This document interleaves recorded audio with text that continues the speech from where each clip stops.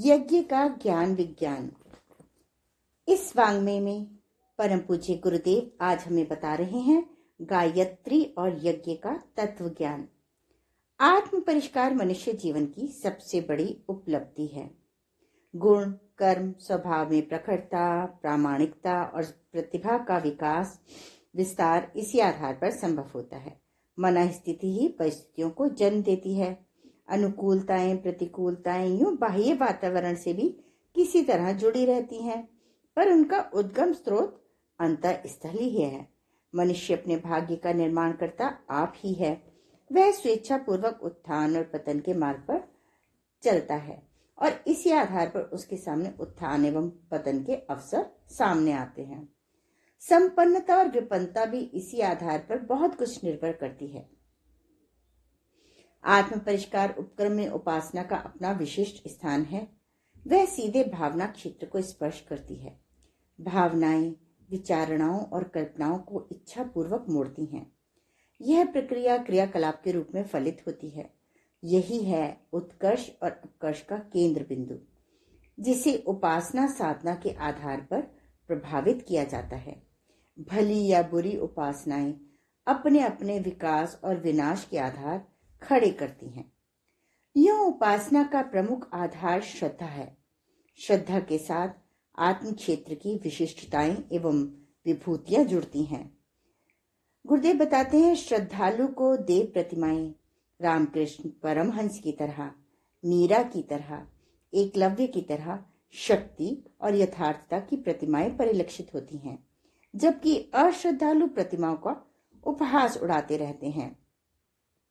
भावनाशील उनके सहारे अपनी श्रद्धा को परिपक्व और भाव संवेदनाओं को परिष्कृत करते हैं। यहाँ श्रद्धा विश्वास की शक्ति ही प्रधान रूप से काम करती है।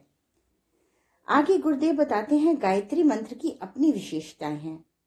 उनका शब्द गुंथन इस प्रकार हुआ है कि जप या उच्चारण करने वाले के आंतरिक क्षमता केंद्र प्रभावित और प्रकाशित होते हैं।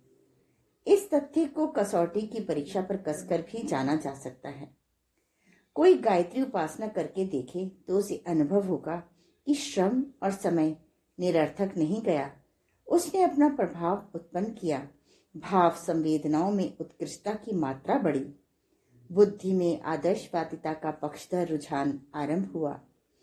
क्रियाकलाप में सात्विकता का अनुपात बढ़ा और प्रतिभा और प्रखरता का अनुपात पहले की अपेक्षा अधिक समुन्नत होता चला गया। इस तथ्य को आत्मनिरीक्षण परीक्षण के आधार पर देखा और समझा जा सकता है। यदि साधना में श्रद्धा का समावेश हो तब तो कहना ही क्या। इस समन्वय से सोना सुगंध के मिश्रित जैसा उदाहरण सामने आता है। श्रद्धा की सिंचाई पाने पर साधना का वृक्ष तेजी से बढ़ता और फलता फूलता देखा गया है। शब्द साधना की दृष्टि से भी गायत्री के वाचक उपांशु और मानसिक जप के अपने अपने महत्व हैं। उनके कारण स्नायु संस्थान और मन संस्थान उस प्रकार प्रभावित होते हैं कि अनुपयुक्तताओं का निराकरण और उपयुक्तताओं का अभिवर्धन अनुभव में आने लगे। अर्थ की दृष्टि से गायत्री में सद्बुद्धि की देव प्रक्रिया की आराधना है। बुद्धि को न्यायनिष्ठ और विवेकवान बनाया जाए। कल्पना और आकांक्षाओं को अनगढ़ ना रहने देकर उन्हें आदर्शवादिता की सघन रूप से जोड़े रखा जाए। सहज ही यह लालसा उठने लगती है। बुद्धिमता दूरदर्शी और नीतिनिष्ठ रहे तो व्यक्ति का सुसंस्कारी बनना स्वाभाविक है। ऐसे ही व्यक्ति महामानव स्तर के बनते और महान कार्य करते देखे गए हैं। गायत्री मंत्र की प्रेरणा इसी दिशा में अग्रसर होने के लिए इंगित करती है। यदि कोई व्यक्ति इस दिशा धारा को अपना सके तो उसका आत्मिक और भौतिक क्षेत्र समुन्नत हो सकना निश्चित है। गायत्री मंत्र में अहम का नहीं वयम का प्राधान्य है। उसकी नह शब्द का अर्थ होता है हम सब। जो कुछ भी सोचा जाए, जो कुछ भी कहा जाए, जो कुछ भी किया जाए, वह ऐसा होना चाहिए जिससे सार्वजनीन हित साधन होता हो, सार्वभौम प्रगति एवं सुख शांति का आधार खड़ा होता हो। यही विराट ब्रह्म की विश्व मानव की अर्चना अभ्यर्थना है। इसमें निजी स्वार्थ की, संकीर्ण लोभ मोह की अवहेलना की गई है। गायत्री के 24 अक्षरों की जो व्याख्या, परिभाषा शास्त्रकारों ने की है, उसका गंभीरता पूर्वक अवलोकन करने से प्रतीत होता है कि धर्मनिष्ठा और समाज व्यवस्था के समस्त आदर्शवादी सूत्र इन अक्षरों में गागर में सागर की तरह भर दिए गए हैं। इन्हें विश्व के सभी धर्मों का, तत्व ज्ञानों का सार संक्षेप कहा जा सकता है। इस आधार पर गायत्री मंत्र को मानव धर्म की व्याख्या करने वाला अति संक्षिप्त किंतु सारगर्भित शास्त्र कहा जा सकता है। गायत्री में भगवान को नारी रूप में मान्यता दी गई है। उसे वेद माता, देव माता, विश्व माता कहा गया है। इससे सिद्ध होता है कि नारी की वरिष्ठता और महत्ता को भारतीय संस्कृति में प्रमुखता दी गई है।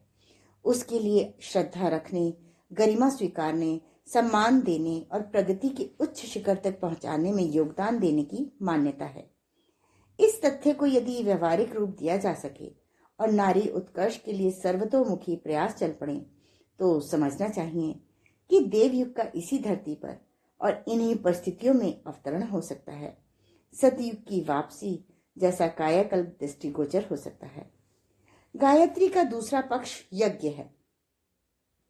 दोनों को मिलाकर माता पिता जैसा युग्म बनता है। यज्ञ का शब्दार्थ है पुण्य, परमार्थ, पराक्रम, संगठन। इन उद्देश्यों का प्रतीक अग्निहोत्र के रूप में क्रियान्वित होता है, पर वह इतने तक ही सीमित नहीं है। इसके भावार्थ में वे सभी तत्व आ जाते हैं जो व्यक्तित्व को परिष्कृत और समाज को सुविकसित, सुव्यवस्थित बनाते हैं। एक शब्द में यज्ञ को सत्कर्म भी कह सकते हैं। गायत्री को सद्ज्ञान का प्रतीक और यज्ञ को सत्कर्म का प्रतिनिधि माना जा सकता है। तो गायत्री और यज्ञ भारतीय संस्कृति का प्रगति रथ, जिन पहियों पर आधारित रहकर अग्रगामी बनता रहा, उन्हें गायत्री और यज्ञ कहा जाए तो अत्युक्ति नहीं होगी। आज के स्वाध्याय का क्रम यहीं समाप्त होता है। अगले क्रम में परम पूज्य गुरुदेव हमें बताएंगे ज्ञान और विज्ञान के शक्ति स्रोत, गायत्री और यज्ञ। धन्यवाद।